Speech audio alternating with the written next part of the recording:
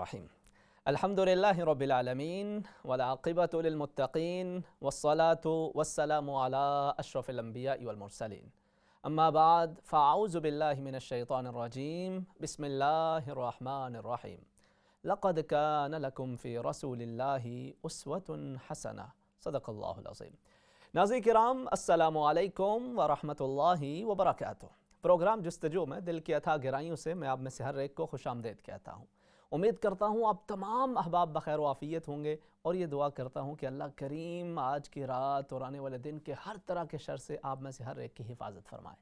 اور اللہ کریم آج کی رات اور آنے والے دن کی ہر طرح کی خیر و برکت سے ہم سب کو حصہ نصیب فرمائے۔ جو زندگی گزر چکی اس میں ہونے والی خطاؤں کو اللہ رب العزت معاف فرمائے، اور آئندہ آنے والی زندگی کو اللہ رب العزت ہر طرح کی بیماریوں، پریشانیوں، بے سکونیوں، تکلیفوں، مصیبتوں سے بچاتے ہوئے خیر و عافیت، صحت، تندرستی، سلامتی، سکون، امن و عافیت اور انسانیت کی خدمت والا بنائے۔ ناظرین کرام، ہم نبی کریم صلی اللہ علیہ وسلم کی سیرت طیبہ کے حوالے سے سلسلہ وار گفتگو کر رہے ہیں، اسی سلسلے کو آگے بڑھائیں گے۔ ہم نے ذکر کیا تھا کہ کس طرح جب نبی کریم صلی اللہ علیہ وسلم نے مکہ مکرمہ کے اندر اللہ رب العزت کی طرف لوگوں کو بلایا تو کس طرح وہ آپ کے مخالف ہو گئے اور آپ کو مختلف طریقے سے ستانے لگے، نہ صرف آپ کو بلکہ مدینہ مکہ مکرمہ کے اندر اور جو بھی آپ پر ایمان لاتا اس کو بھی ستایا جاتا، مختلف طریقوں سے اذیتیں پہنچائی جاتی۔ حضرت بلال حبشی رضی اللہ تعالی عنہ ہوں، حضرت خباب بن الارت رضی اللہ تعالی عنہ ہوں، حضرت مصعب بن عمیر رضی اللہ تعالی عنہ ہوں، حضرت عمار بن یاسر رضی اللہ تعالی عنہ ہوں، حضرت سمیہ رضی اللہ تعالی عنہا ہوں، حضرت نہدیہ رضی اللہ تعالی عنہا ہوں، ایک طویل فہرست ہے کہ جن کو مختلف طریقے سے اذیت پہنچائی جا رہی تھی۔ جو بھی نبی کریم صلی اللہ علیہ وسلم پر ایمان لے آتا اس کا جینا دشوار کر دیا جاتا تھا۔ ایسے میں اللہ کے نبی کریم صلی اللہ علیہ وسلم نے اپنے نام لیواؤں کو ہجرت کرنے کی اجازت مرحمت فرمائی، اور آپ نے ارشاد فرمایا کہ حبشہ کے اندر ایک بادشاہ نجاشی ہے، لوگ اس کے پاس چلے جائیں کہ وہ ایک عدل کرنے والا بادشاہ ہے اور اس کے ہاں کسی پر کوئی ظلم نہیں کیا جاتا۔ تو اب پلاننگ شروع ہو گئی اور تقریباً 12 مرد اور 4 خواتین اس سفر ہجرت کے لیے تیار ہوئیں۔ رات کی تاریکی کے اندر یہ قافلہ تیار ہوا، بڑی خاموشی کے ساتھ، کسی کو کانوں کان خبر بھی نہ ہوئی، یہ مکہ مکرمہ سے نکل کر اپنی منزل کی طرف روانہ ہو گئے۔ جب صبح قریش کو علم ہوا تو تب تک بہت دیر ہو چکی تھی، انہوں نے پیچھا کرنے کی کوشش کی مگر یہ بہت آگے نکل چکے تھے اور سفر طے کرتے کرتے اپنی منزل مقصود پہ جا پہنچے تھے۔ ادھر نبی کریم صلی اللہ علیہ وسلم انہی حالات کا مقابلہ فرما رہے تھے، اور وہی اذیتیں، وہی مختلف طرح کی مشکلات، ان کا سامنا آپ کو اسی طرح سے کرنا پڑ رہا تھا، مگر اس کے باوجود آپ رب کے پیغام کو ان لوگوں تک پہنچا رہے تھے۔ یہ جو قافلہ روانہ ہوا تھا اس کے اندر حضرت عثمان غنی رضی اللہ تعالی عنہ اور آپ کی اہلیہ بنت رسول کریم صلی اللہ علیہ وسلم حضرت رقیہ رضی اللہ تعالی عنہ وہ بھی شامل تھی، اور حضرت عثمان رضی اللہ تعالی عنہ کی قیادت کے اندر یہ قافلہ حبشہ کی طرف روانہ ہوا تھا۔ ادھر نبی کریم صلی اللہ علیہ وسلم شب و روز لوگوں کو خدا کی طرف بلا رہے ہیں، اور عمومی طور پہ یہ ہوتا تھا کہ آپ جب بھی انہیں اللہ رب العزت کی طرف بلاتے وہ شور کرتے، واویلا کرتے، اونچی اونچی آواز سے باتیں کرتے، تمسخر اڑاتے، اور نبی کریم صلی اللہ علیہ وسلم کی بات نہ خود سنتے نہ کسی اور کو سننے دیا کرتے۔ لیکن ایک دن نبی کریم صلی اللہ علیہ وسلم صحن حرم کے اندر موجود تھے، اور یہ وہی سال تھا جس سال یہ صحابہ کرام حبشہ کی طرف روانہ ہوئے تھے۔ اسی سال کا یہ واقعہ ہے کہ ادھر نبی کریم صلی اللہ علیہ وسلم کو صحن حرم کے اندر ایک موقع ملا، خاموشی تھی، خاموشی سے بیٹھے تھے لوگ، تو آپ ان کے پاس تشریف لے گئے اور آپ نے سورۃ النجم کی تلاوت شروع فرما دی۔ اعوذ باللہ من الشیطان الرجیم، بسم اللہ الرحمن الرحیم، والنجم اذا ہوا ما ضل صاحبكم وما غوى وما ينطق عن الهوى ان هو الا وحی یوحى علمہ شدید القوى۔ نبی کریم صلی اللہ علیہ وسلم خوبصورت الہان کے ساتھ ان کے سامنے رب کا یہ فرمان تلاوت فرما رہے تھے، اور ان آیات مقدسہ کی تلاوت کرتے کرتے آگے پھر آپ نے انہی آیات مبارکہ کے اندر جو ان کے خداؤں کا تذکرہ ہے وہ بھی ان کے سامنے فرمایا کہ افرأیتم اللات والعزى ومناة الثالثة الأخرى ألکم الذکر وله الأنثى تلک اذا قسمة ضیزى۔ ان کا تذکرہ بھی کیا، اور پھر آگے چل کے جو پہلی امتیں تھیں ان کا تذکرہ بھی اسی سورہ مبارکہ کے اندر تو وہ بھی آپ نے ان کے سامنے بیان فرمایا وَأَنَّهُ أَهْلَكَ عَادًا الْأُولَى وَثَمُودَ فَمَا أَبْقَى وَقَوْمَ نُوحٍ مِّن قَبْلُ إِنَّهُمْ كَانُوا هُمْ أَظْلَمَ وَأَطْغَى وَالْمُؤْتَفِكَةَ أَهْوَى۔ جب ان قوموں کا تذکرہ ہوا، اس کے اندر ان پہ نازل ہونے والے عذاب کا تذکرہ آیا، تو ان کے دلوں کے اندر ایک خوف سا طاری ہو گیا، اور پھر چلتے چلتے آخر کے اندر اللہ رب العزت کا یہ فرمان بھی ان کے سامنے رکھا کہ أَفَتَضْحَكُونَ وَلَا تَبْكُونَ، جب یہ رب کا کلام تمہارے سامنے آتا ہے تو تم بجائے اس کے کہ اس کو سنو، اس پر عمل پیرا ہو، رب تعالیٰ کے فرمان کو سن کر تمہارے دل لرز اٹھیں اور تم اس کی بات پہ لبیک کہتے ہوئے اپنے رب کے سامنے سر بسجود ہو جاؤ، لیکن اس کے برعکس تم نافرمانی کرتے ہو، سرکشی کا مظاہرہ کرتے ہو، مذاق اڑاتے ہو، میرے بھیجے ہوئے رسول کریم صلی اللہ علیہ وسلم کا تمسخر اڑاتے ہو۔ وَأَنْتُمْ سَامِدُونَ فَاسْجُدُوا لِلَّهِ وَاعْبُدُوا، سجدہ کرو اللہ کو اور اسی کے بندے بن جاؤ، اسی کی عبادت کرو۔ یہ آیت مبارکہ آپ نے تلاوت فرمائی اور آپ سجدے میں تشریف لے گئے، تو وہ جتنے بھی وہاں پہ مشرکین موجود تھے سارے بے اختیار لاشعوری طور پر سجدے کے اندر چلے گئے، ان کے جسم سجدے میں تھے، دلوں میں ایمان نہیں تھا۔ نبی کریم صلی اللہ علیہ وسلم نے جب سجدے سے سر اقدس اٹھایا تو آپ نے ارشاد فرمایا آمنتم، کیا تم سب ایمان لے آئے ہو؟ تو اب وہ اچانک ہڑبڑا سے اٹھے اور انہوں نے کہا یہ کیا ہو گیا، ہم نے یہ کیا کر دیا؟ تو انہوں نے کہا نہیں ہم ایمان نہیں لائے، ذکرنا آلہتنا، ہمیں اپنے خدا یاد آئے جب آپ یہ ذکر کر رہے تھے تو ہم انہی کی وجہ سے ہم سجدے کے اندر بڑھ گئے۔ لیکن بات بہرحال پھیلتی چلی گئی، افواہ پھیل گئی کہ قریش نے محمد صلی اللہ علیہ وسلم کے ساتھ سجدہ کیا ہے اور وہ ان کی تعلیمات پر عمل پیرا ہونے کے لیے تیار ہیں، ان پر ایمان لانے کے لیے وہ تیار ہو چکے ہیں۔ تو یہ بات سے بات پھیلتی ہے اور جتنی دور پہنچتی ہے بات اس کا رخ مزید بدلتا چلا جاتا ہے، تو یہ بات یہاں سے پھیلتی پھیلتی حبشہ جا پہنچی، اور وہ جو ہجرت کر کے وہاں پہ صحابہ کرام تشریف لے گئے تھے ان تک بھی یہ بات پہنچی کہ اب یہاں پہ حالات سنبھل چکے ہیں اور یہ لوگ بھی ایمان لا چکے ہیں، تو وہ بھی وہاں سے سفر کر کے اب واپس آئے۔ جب مکہ مکرمہ کے قریب پہنچے تو پتہ چلا کہ حالات تو ابھی بھی ویسے ہی ہیں، کچھ کسی کی امان کے اندر آگے اور ان کے ساتھ آگے اور کچھ وہیں سے واپس لوٹ کے جب خبر ہوئی اور وہ واپس اپنے اسی راستے پہ چلتے ہوئے واپس حبشہ جا پہنچے۔ ادھر اب مشکلات کے اندر پہلے سے زیادہ اضافہ ہو رہا تھا، نبی کریم صلی اللہ علیہ وسلم کی تعلیمات ایک ایک کر کے لوگوں تک پہنچ رہی تھی اور وہ اس پر ایمان لا رہے تھے، لیکن اس کے باوجود مشکلات تھیں کہ رکنے کا نام نہیں لے رہی تھیں۔ تو اب نبی کریم صلی اللہ علیہ وسلم نے اپنے صحابہ کرام رضوان اللہ تعالی علیہم اجمعین کو ایک مرتبہ پھر سے ہجرت کی اجازت مرحمت فرمائی۔ تو اب یہ دوسری ہجرت جو حبشہ کی طرف ہوئی، اس میں پہلے سے زیادہ صحابہ کرام رضوان اللہ تعالی علیہم اجمعین موجود تھے، اور اب یہ جو سفر کرتے کرتے حبشہ جا پہنچے تو یہاں پہ جو مشرکین مکہ تھے انہیں بڑی تکلیف ہوئی۔ انہوں نے کہا کہ یہ تو ہمارے ہاتھوں سے بات نکلتی چلی جا رہی ہے، یہاں پر تو ہم نے ان کو کنٹرول کیا ہوا تھا جیسے کیسے، وہاں پہ یہ اپنی منمانی کر رہے ہیں، جیسے چاہ رہے ہیں ویسے اپنی عبادتیں بھی کر رہے ہیں، اپنے پیغام کو بھی عام کرنے کی کوشش کر رہے ہیں۔ تو انہوں نے پوری پلاننگ کے ساتھ دو بندوں کو منتخب کیا، ایک حضرت عمر بن العاص رضی اللہ تعالیٰ عنہ اور دوسرا حضرت عبداللہ بن ابی ربیعہ رضی اللہ تعالیٰ عنہ، جو کہ دونوں ابھی مسلمان نہیں ہوئے تھے۔ تو انہوں نے انہیں سفیر بنا کر بہت سارے ہدایہ تحائف دے کر حبشہ کی طرف روانہ کیا، اور یہ جب وہاں پہ پہنچے تو بادشاہ سے ملنے سے پہلے اس کے جتنے مشیر تھے، اس کے مین درباری تھے، یہ ان سے جا کے ملے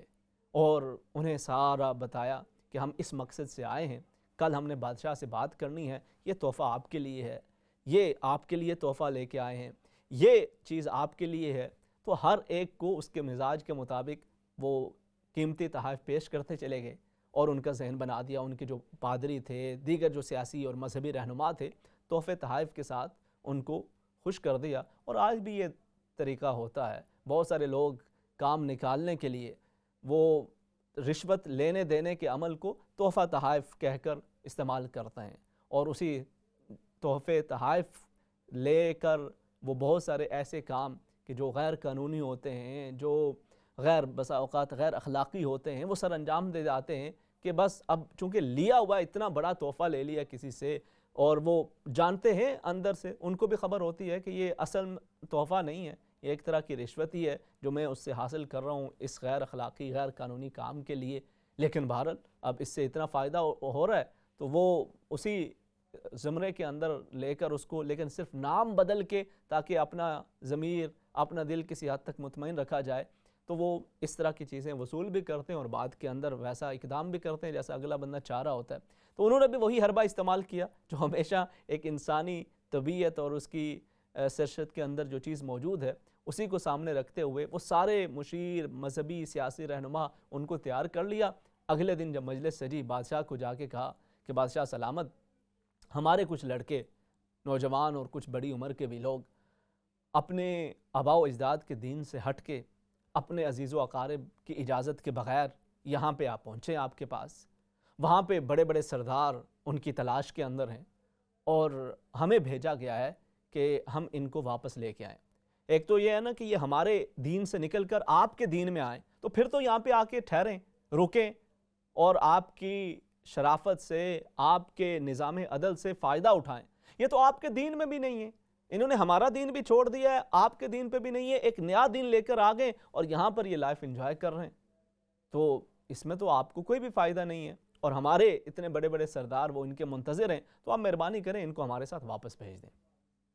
تو بادشاہ نے ارد گرد وزیروں مشیروں کی طرف دیکھا، وہ فوراً درباری بول اٹھے، بالکل جی بجا بات ہے، بات بالکل درست ہے، یہ وہاں سے اتنے دور سے یہاں پہ آ گئے، ہمیں کیا پتہ کیسے لوگ ہیں کیسے نہیں ہیں، اور جیسے یہ بتا رہے ہیں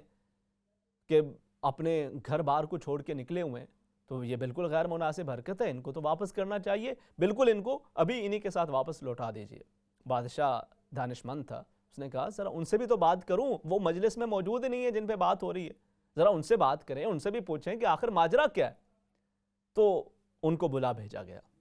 اب جب بلایا گیا تو ظاہر ہے وہ وہاں پہ ایک پناہ لیے ہوئے تھے، تو دلوں کے اندر ایک خوف کسی کیفیت تو تھی، اور اب اسی کیفیت کے اندر وہ تمام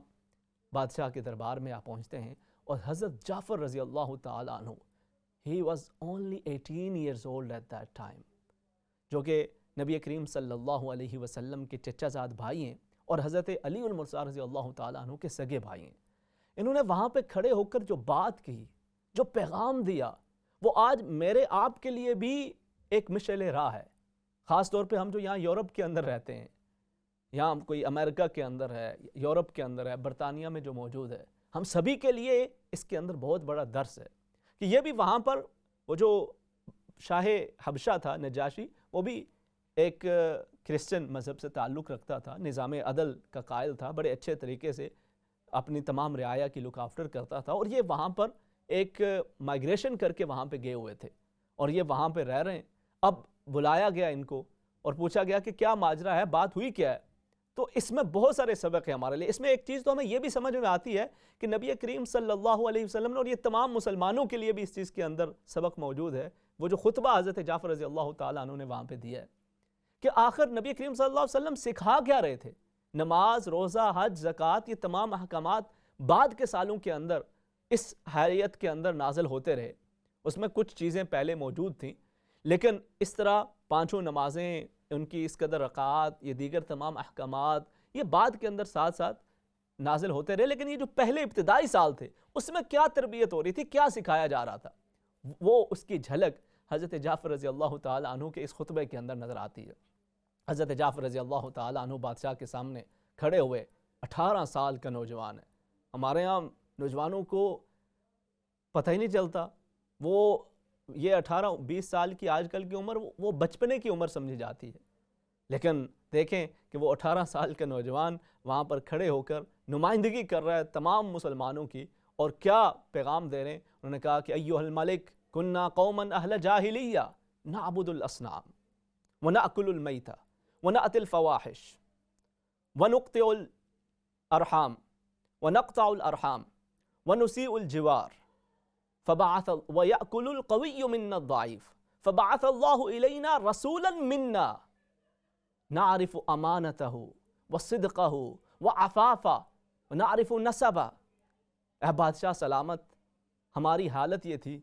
کہ ہم اپنے ہاتھوں سے بت تراشا کرتے تھے، پھر انہیں صنم بناتے تھے، ان کے سامنے سجدہ ریز ہو جایا کرتے تھے، ان سے منتیں مرادیں مانگا کرتے تھے، ان سے دعائیں طلب کیا کرتے تھے، ان کے سامنے سر جھکایا کرتے تھے، مردار کھاتے تھے، رشتوں کی کوئی حرمت نہیں تھی، بے حیائی، برائی ہر طرح کی عام تھی ہمارے اندر، غریب کی کوئی عزت نہیں تھی، اس کا کوئی پرسان حال نہیں تھا، جس کی لاٹھی اس کی بھینس کا معاملہ تھا، جو صاحبان اقتدار تھے، بڑے قبیلوں کے بڑے سردار لوگ ہوتے، جو وہ کہہ دیا کرتے وہ حرف آخر ہوتا، کسی کی عزت، جان، مال، آبرو محفوظ نہیں تھی۔ اس طرح کے حالات میں ہم زندگی گزار رہے تھے، گویا جانوروں سے بھی کمتر ہماری زندگی، ہماری حالت گزر رہی تھی۔ فَبَعَثَ اللَّهُ إِلَيْنَا رَسُولًا مِنَّا، اللہ اکبر۔ تو اللہ رب العزت نے ہمیں میں سے ایک عظیم الشان رسول بھیجے، نعرف نسبہ، ہم ان کے نسب کو بڑی اچھی طرح سے جانتے ہیں، بڑا بہترین ان کا خاندانی نسب ہے۔ وَصِدْقَهُ وَأَمَانَتَهُ وَعَفَافَ، ان کی سچائی زبان زدام ہے، ان کی دیانتداری، ان کی پاک دامنی، ہر بندہ اس کی گواہی دے گا۔ انہوں نے آ کے ہمیں بتایا کیا، سکھایا کیا؟ پہلی چیز یہ بتائی کہ لِنُوَحِّدَ اللَّهَ، کہ ہم اللہ رب العزت کی وحدانیت پر ایمان لے آئے۔ یہ ہر کہیں پر سجدہ ریز ہونے کے بجائے کبھی اس بت کے سامنے، کبھی اس درخت کے سامنے، کبھی اس چاند کے سامنے، کبھی اس ستارے کے سامنے، کبھی اس چیز کے سامنے، کبھی اس چیز کو خدا مانا، کبھی اسے مانا، کبھی اپنے ہاتھوں سے تراشے ہوئے بتوں کو صنم بنا کے ان کے سامنے سجدہ ریز ہو گئے۔ اس تمام سے بچاتے ہوئے کہا کہ اللہ وحدہ لا شریک کے سامنے ہمیں سجدہ ریز ہونا ہے۔ دعا کے لیے ہاتھ اٹھانے ہیں تو فقط اسی سے، سجدہ ریز ہونا ہے تو فقط اسی کے سامنے۔ اور پھر آگے کیا ہے؟ وَأَمَرَنَا بِالصِّدْقِ وَأَدَاءِ الْأَمَانَةِ وَحُسْنِ الْأَخْلَاقِ وَصِلَةِ الرَّحْمِ وَحُسْنِ الْجِوَارِ، اور پھر انہوں نے ہمیں سچ بولنے کی تعلیم دی،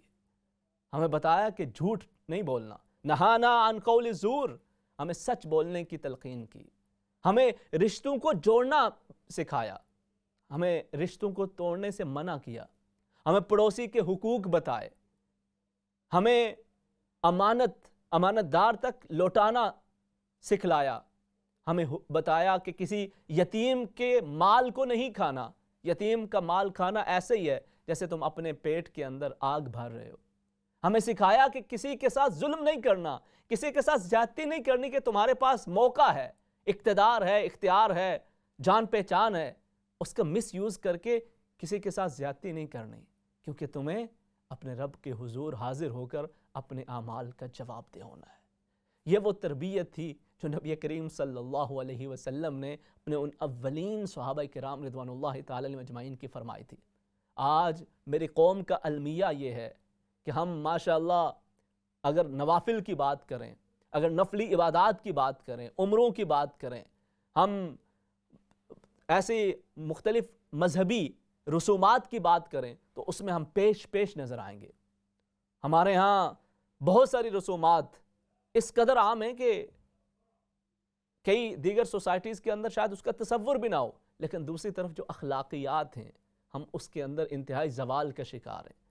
ہم بھول چکے ہیں کہ جو دین اللہ کے حبیب کریم صلی اللہ علیہ وسلم لے کے آئے تھے، اس کا مقصد ہمارے اخلاق کی بالیدگی، اخلاق کی پاکیزگی بھی تھا، رشتوں کو جوڑنا بھی تھا۔ آخر کیوں ہے کہ میری وہ بہن، میرا وہ بھائی جو 5 وقت نمازیں بھی پڑھتا ہے، تہجد بھی نہیں چھوڑتا، اوابین بھی نہیں چھوڑتا، مسجد کی صف اول کے اندر نظر آتا ہے، میری وہ بہن، وہ بزرگ خاتون، وہ بھائی کے جن کے ہاتھوں کے اندر تسبیحاں ہیں، جن کے چہروں پہ داڑیاں بھی ہیں، سروں پہ ٹوپیاں بھی ہیں، ماتھے پہ محراب بھی ہے، مگر گھر کے اندر کسی کی بیوی کی زندگی اجیرن ہے تو کہیں پر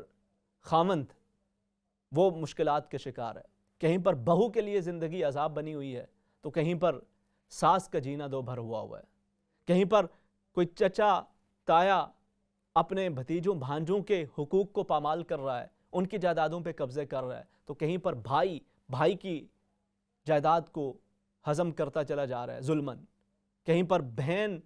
بھائی کے ساتھ ظلم کر رہی ہے تو کہیں پر بھائی بہنوں کی جائیدادوں پہ قبضے کر رہے ہیں۔ آقا کریم صلی اللہ علیہ وسلم کی یہ تعلیمات نہیں تھی۔ اب حضرت جعفر رضی اللہ تعالیٰ عنہ نے جب نجاشی کے دربار کے اندر یہ خطبہ دیا تو نجاشی نے کہا کہ ھذا الذی جاء بہ نبیکم والذی جاء بہ عیسیٰ، کہ جو آپ کے نبی لے کے آئے ہیں اور جو حضرت عیسیٰ علیہ السلام لے کے آئے تھے، یوں محسوس ہوتا ہے کہ یہ ایک ہی ان کا مرکز اور ان کا منبع ہے۔ اور پھر انہوں نے کہا کہ تم جاؤ آرام سکون کے ساتھ رہو، تم پہ کسی قسم کا کوئی مواخذہ نہیں ہے۔ تو اب عمر بن العاص رضی اللہ تعالیٰ عنہ جو اس وقت ابھی مسلمان نہیں ہوئے تھے، انہوں نے کہا کہ میں اب اگلے دن ایسی بات کروں گا کہ یہ بادشاہ ان کو یہاں سے نکال کے ہی دم لے گا۔ اس نے اگلے دن پھر مجلس کے اندر جا کے کہا کہ ذرا ان سے پوچھیں یہ عیسیٰ علیہ السلام کے بارے میں کہتے کیا ہیں، ان کے بارے ان کے خیالات کیا ہیں۔ تو اب حضرت جعفر رضی اللہ تعالیٰ عنہ کو پھر بلایا گیا، آپ نے پھر کہا کہ ہم وہی کہتے ہیں جو اللہ نے قرآن حکیم کے اندر بتایا اور ہمارے نبی صلی اللہ علیہ وسلم نے ہمیں بتایا کہ کلمۃ اللہ القاہا الی مریم و روح من، کہ آپ عبداللہ ہیں، اللہ کے رسول ہیں، اور کلمۃ اللہ ہیں جو اللہ رب العزت نے مریم علیہ السلام کی طرف القاء فرمایا۔ کہا کہ بالکل حضرت عیسیٰ علیہ السلام کی یہی شان ہے جو تم بیان کر رہے ہو۔ کہا کہ ان کے تحائف ان کو واپس لوٹاؤ، اور یہاں سے ان دونوں کو کہا کہ تم دونوں چلے جاؤ، اور انہیں کہا کہ آپ آرام سکون کے ساتھ یہاں پہ رہو۔ یہ یہاں پہ آرام سکون کے ساتھ اب اپنی عبادات اور اللہ رب العزت کا ذکر و فکر کر رہے تھے، اس کا پیغام عام کر رہے تھے۔ ادھر نبی کریم صلی اللہ علیہ وسلم مکہ مکرمہ کے اندر اپنے پیغام کو عام کرتے چلے جا رہے تھے۔ ایسے میں ہی ایک واقعہ وہ پیش آیا کہ جس میں ابو جہل نے نبی کریم صلی اللہ علیہ وسلم کے ساتھ بدتمیزی بدسلوکی کی۔ اس کی خبر جب حضرت حمزہ رضی اللہ تعالیٰ عنہ کو ہوئی، آپ شکار سے واپس آئے، عبداللہ بن جدعان کی لونی نے بتایا کہ آج محمد صلی اللہ علیہ وسلم کو زود و کوب کیا ہے ابو جہل نے، اور برا بھلا کہا ہے، اس طرح سے ان کو اذیت پہنچائی ہے۔ تو وہ بڑے غصے کے اندر آئے، وہی اپنی کمان تیر لے کر ابو جہل کے پاس جا کے پہنچے، لوگوں میں بیٹھا تھا، اس کے سر پہ ماری اور اس کا سر خون سے آلود ہو گیا اور خون کے فوارہ سا چھوٹا، اور باقی جو ارد گرد کے لوگ تھے وہ حضرت حمزہ کی طرف بڑھے۔ کہا کہ چھوڑ دو، آج میں ان کے بھتیجے کو بہت کچھ کہہ کے آیا ہوں، یہ اس کا بدلہ لینے کے لیے آئے۔ تو کہا کہ بالکل، کیا تم میرے بھتیجے کو اس طرح کی بات کرو گے؟ وَأَنَا عَلَىٰ دِينِهِ، کیا ان پہ ہاتھ اٹھاؤ گے، ان کو برا بھلا کہو گے، جبکہ میں خود ان کے دین پہ ہوں؟ ابھی آپ نے ایمان قبول نہیں کیا تھا، لیکن وہ اس شدت غضب کے اندر آپ نے یہ بات کہہ تو دی، لیکن بعد کے اندر احساس ہوا۔ تو پھر نبی کریم صلی اللہ علیہ وسلم کے پاس پہنچے، سارا ماجرا بتایا۔ تو حضرت حمزہ رضی اللہ تعالیٰ عنہ سے نبی کریم صلی اللہ علیہ وسلم نے فرمایا کہ آپ اگر اسلام قبول کر لیں تو مجھے آپ کے اس عمل سے زیادہ اس بات کی خوشی ہوگی۔ تو حضرت حمزہ رضی اللہ تعالیٰ عنہ نے بھی اسلام قبول کر لیا۔ ادھر سے حضرت عمر فاروق رضی اللہ تعالیٰ عنہ کو جب یہ تمام واقعات کا پتہ چلا تو ان کا غضب بھی مزید بھڑکا، وہ بھی ابھی مسلمان نہ ہوئے تھے۔ تو انہوں نے کہا کہ اب میں اس سارے معاملے کو ختم کرتا ہوں۔ وہ ننگی تلوار لے کر گھر سے نکلے کہ میں محمد صلی اللہ علیہ وسلم کو جا کے معاذ اللہ شہید کر دوں گا، لیکن اللہ اس کا امر کن سے فیکون ہوتا ہے۔ راستے میں حضرت نعیم ملے، کہا کہ اپنی بیٹی اپنی بہن اور داماد کی خبر تو لو کہ وہ پہلے ہی ان کے دین پہ ہیں۔ جا کے وہ ان کی خبر لی، وہ گھر کے اندر تلاوت کر رہے تھے، بہن کو بھی مارا پیٹا، بہنوئی کو بھی مارا پیٹا، اور کہا کہ اب اگر دوبارہ تم ان کے ساتھ وابستہ ہوئے تو اس تلوار سے دونوں کا سر قلم کر دوں۔ کہا جان بھی لے لو، کیا پرواہ ہے، ان سے جو رشتہ بن چکا ہے یہ اب رشتہ کبھی ختم نہیں ہونے والا۔ تو اب حضرت عمر فاروق رضی اللہ تعالیٰ عنہ وہ خون بھی بہن کا دیکھ کے، پھر یہ بات بھی سن کے تھوڑا سا آپ کا دل نرم پڑا۔ تو کہا ذرا مجھے بھی بتاؤ کہ کیا پڑھ رہے ہو؟ تو بہن نے کہا پہلے آپ پاکیزہ ہوں پھر بتائیں گے۔ پھر وہ جب پڑھنے کو دیا گیا وہ سورہ طٰہٰ کی وہ آیات مبارکہ حضرت خباب بن الارت رضی اللہ تعالیٰ عنہ نے پڑھ کے سنائی تو آپ کا دل بھی نرم ہو گیا۔ کہا مجھے بھی محمد صلی اللہ علیہ وسلم کے پاس لے چلو۔ اب یہ جب نبی کریم صلی اللہ علیہ وسلم کی طرف جا رہے ہیں تو دور سے صحابہ نے دیکھا دار ارقم کے اندر موجود، کہا کہ عمر آ رہے ہیں۔ حضرت حمزہ رضی اللہ تعالیٰ عنہ دروازے پہ تلوار لے کے کھڑے ہو گئے، کہا اگر اچھے ارادے سے آئیں تو ضرور آئیں، خیر لے کے آئیں، خیر لے کے جائیں، لیکن اگر برے ارادے سے آ رہے ہیں تو انہی کی تلوار سے ان کا سر قلم کر دیا جائے گا۔ لیکن حضرت عمر حضور کی خدمت میں حاضر ہو کر اعلان اسلام کرتے ہیں، اور تمام صحابہ کرام تکبیر بلند کرتے ہیں۔ نبی کریم صلی اللہ علیہ وسلم اللہ اکبر، صحابہ کرام بھی اللہ اکبر، تکبیر کی صدائیں بلند ہوتی ہیں، اور مشرکین مکہ کو خبر ہو جاتی ہے کہ اب عمر بھی اسلام قبول کر چکے ہیں۔ نبی کریم صلی اللہ علیہ وسلم کی محبت و اطاعت اللہ کریم سب کو نصیب فرمائے۔ مختصر سے وقفے کے بعد آپ کی کالز کو شامل کرتے ہیں۔ السلام علیکم ورحمۃ اللہ وبرکاتہ۔